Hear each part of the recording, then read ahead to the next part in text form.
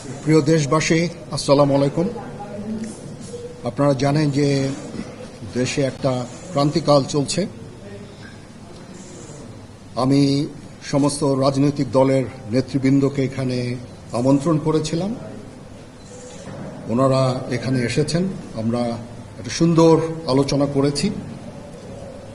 সেখানে আমরা সিদ্ধান্ত নিয়েছি যে একটা ইন্টারিম গভর্নমেন্ট আমরা ফর্ম করব এবং ইন্টারিম গভর্নমেন্টের মাধ্যমে এদেশের সমস্ত কার্যকলাপ চলবে।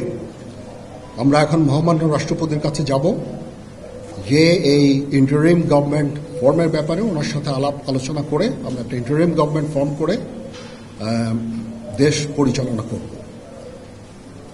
আমি আপনাদের কথা দিচ্ছি, সমস্ত হত্যা, সমস্ত অন্যায়ের বিচার আমরা করব। আপনারা সেনাবাহিনীর প্রতি আস্থা রাখেন, সশস্ত্র বাহিনীর